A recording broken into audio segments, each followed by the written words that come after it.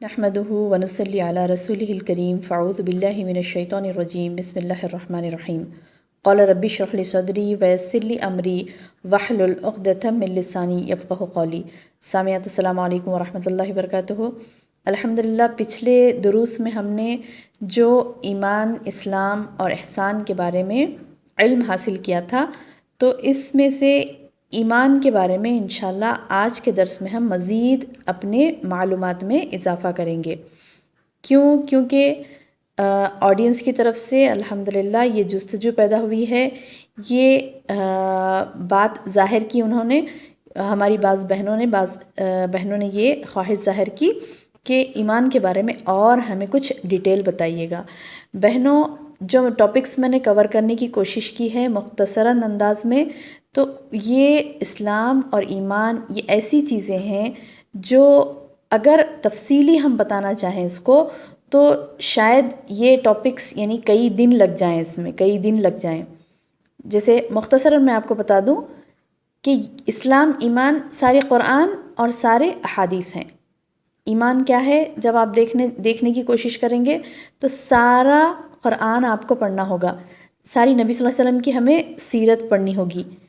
آپ کو اسلام معلوم کرنا ہے، ایمان کے تعلق سے علم حاصل کرنا ہے، ایمان کیا ہے معلوم کرنا ہے.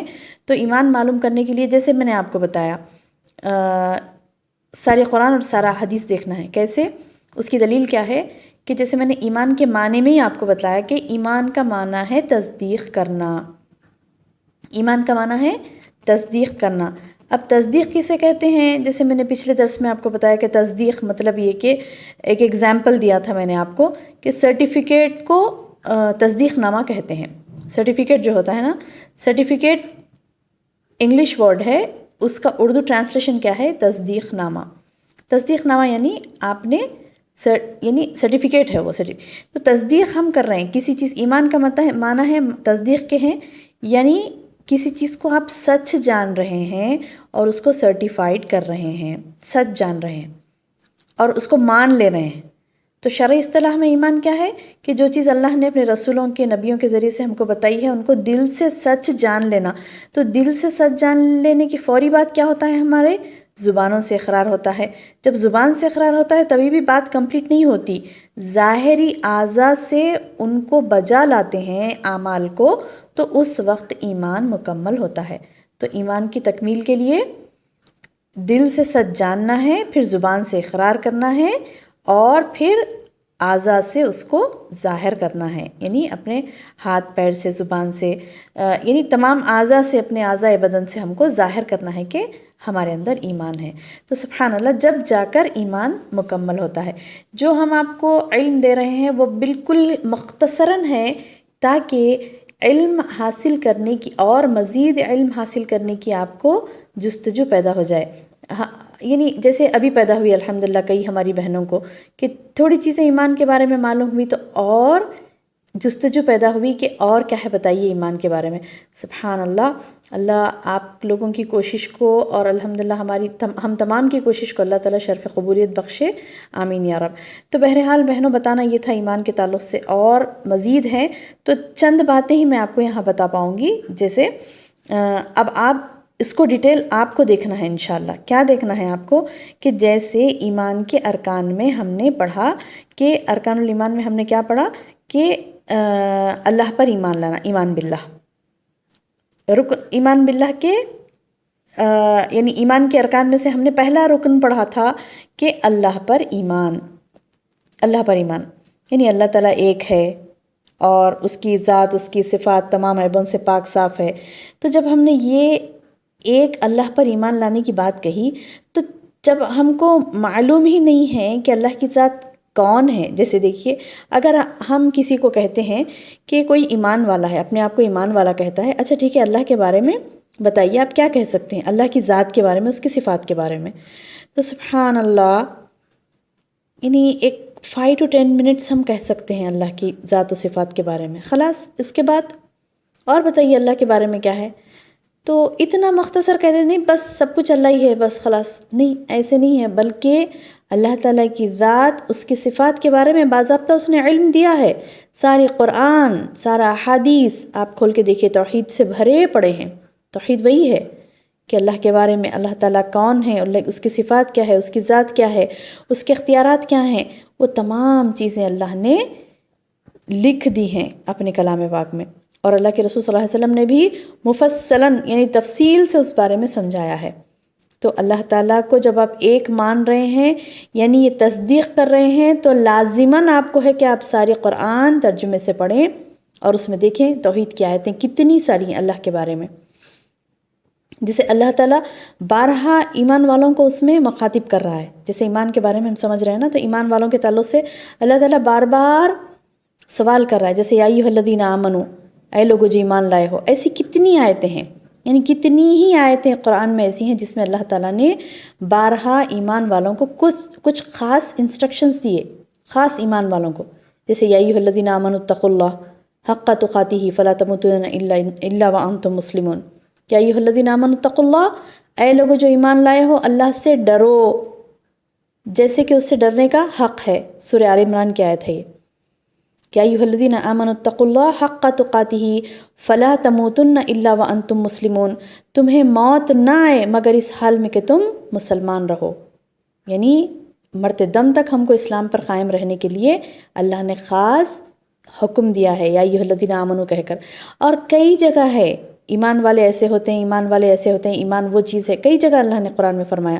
اور ایک جگہ فرمایا کہ والذین آمنوا اشد حبا للہ، جو ایمان والے ہوتے ہیں وہ ایسے ہوتے ہیں، کیسے ہوتے ہیں کہ اشد حبا للہ، جو شدید اللہ تعالیٰ سے محبت کرتے ہیں، یعنی تمام محبتوں پر غالب اللہ کی محبت ان کو ہوتی ہے۔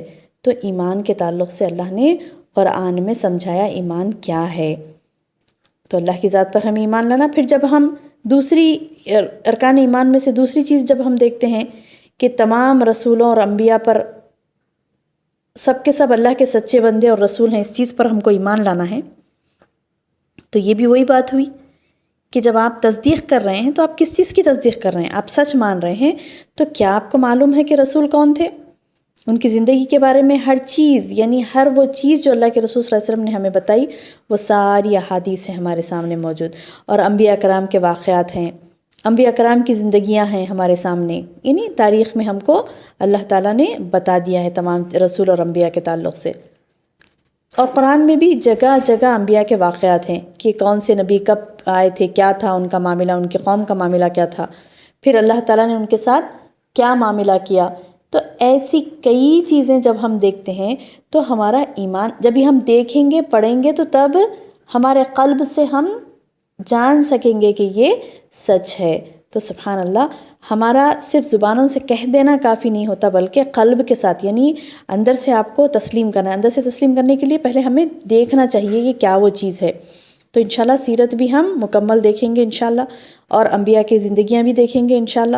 اس کے بعد باری آتی ہے تیسرے رکن کی، تمام فرشتے اس کے فرما بردار بندے ہیں، تو فرشتوں کے بارے میں بھی ہمیں علم ہو، اور وہ بھی اللہ پاک نے قرآن میں ہی علم دیا ہے فرشتوں کے بارے میں کہ فرشتے کتنے ہیں، کون سے ہیں، کہاں ہیں، کیا کیا کام ہیں ان لوگوں کے، اللہ تعالیٰ ان سے کیسے کام لیتے ہیں، یہ تمام معلومات بھی ہم کو قرآن سے ہی حاصل ہوں گے۔ اس کے بعد جب ہم کتابوں اب یہ فورتھ میں آتا ہے، دیکھیے اس کی تمام کتابوں کو سچا جاننا۔ دیکھیے کسی چیز کو ہم سچا کب جان سکتے ہیں؟ جب ہمیں اس چیز کے بارے میں علم ہو۔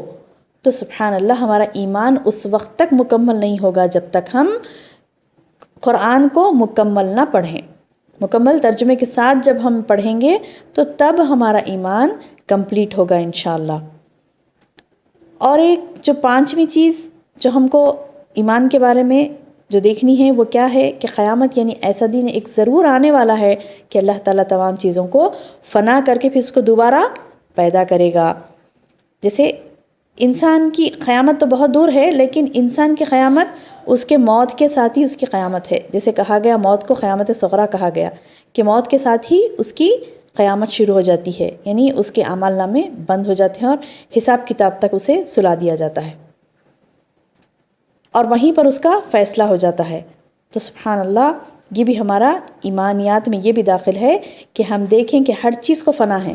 جب ہر چیز کو فنا ہے تو پھر بندے کا دل چیزوں میں نہیں لگے گا، بلکہ ان چیزوں کے بنانے والے سے وہ اپنا قلب جوڑ لے گا۔ اور ایک بات جو آخری بات ہے، چھٹی بات کہ تقدیر پر ایمان لانا، تو یہ بھی بہنوں ہمارے ایمان میں یہاں بھی کمی ہوتی ہے. ہم یعنی تقدیر پر ایمان لانے میں یہ تمام چیزیں ہیں، رنج، خوشی، غم، آرام، تکلیف، برائی، سب کچھ اللہ کی طرف سے ہے، سب کچھ اللہ کی طرف سے ہے. اس بات پر بھی ہمارا ایمان ہو. یہاں پر ہمارا ایمان کمزور ہے. اور بہنوں ایمان کے تعلق سے ایک اہم بات میں آپ کو بتاؤں کہ جب ایمان کمزور ہوتا ہے تو ٹوٹنے کا اندیشہ ہوتا ہے، اور جب ٹوٹ جاتا ہے تو پھر جہنم کے حوالے ہو جاتا ہے بندہ.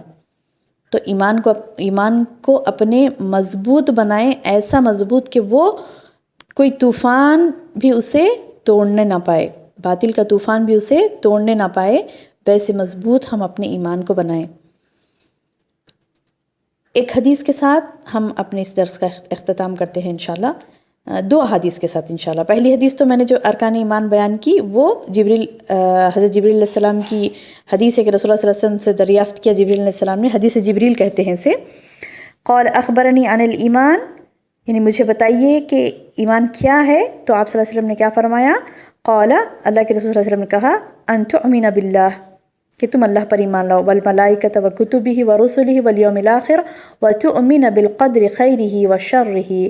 قال صدقت. تو پھر نبی صلی اللہ علیہ وسلم نے کیا کہا کہ تم تصدیق کرو اللہ کی اور اس کے فرشتوں کی، اس کی کتابوں کی، رسولوں کی، قیامت کی تصدیق کرو، اور تصدیق کرو تقدیر کی، بھلائی و برائی کی. تو قال صدقت یعنی جبریل علیہ السلام نے کہا کہ ہاں آپ نے سچ کہا. اب اور ایک چیز لاسٹ میں ہم یہ دیکھیں گے کہ ایمان کی 70 سے بھی زیادہ شاخیں ہیں. یہ بھی بخاری کی حدیث ہے، الایمان بضع وسبعون شعبہ فافضلها قول لا الہ الا اللہ وادناها اماطۃ الاذى عن الطریق والحیاء شعبۃ من الایمان. بخاری کی حدیث ہے. کیا ہے ترجمہ؟ ایمان کی 70 سے بھی زیادہ شاخیں ہیں. سب سے بہتر شاخ لا الہ الا اللہ کہنا ہے، اور سب سے چھوٹی اور ہلکی شاخ لوگوں کے راستے سے تکلیف دہ چیز کا دور کر دینا، اور شرم بھی ایمان کی شاخ ہے. یہ 2-3 شاخیں اللہ کے رسول صلی اللہ علیہ وسلم نے بتائی، لیکن اس کے بعد اور کمپلیٹ 70 شاخیں ہیں. 70 شاخیں ہیں اس کی، ایمان کی 70 شاخیں ہیں انشاءاللہ. یہ آپ کو بعد میں بتائی جائیں گی انشاءاللہ. تو یہ یا پھر آپ بھی دیکھ سکتی ہیں قرآن حدیث میں، جیسا اللہ کے رسول صلی اللہ علیہ وسلم نے فرما دیا کہ 70 سے بھی زیادہ شاخیں ہیں. سب سے افضل شاخ یہ کہا کہ لا الہ الا اللہ ہے. اب سبحان اللہ، لا الہ الا اللہ ہی پورا ایمان، پورا اسلام ہے. یعنی جب ہم دیکھیں گے لا الہ الا اللہ، جیسے میں نے پچھلے دروس میں میرے لا الہ الا اللہ پر تفصیلی درس ہے، تو انشاءاللہ اس کو دیکھیے.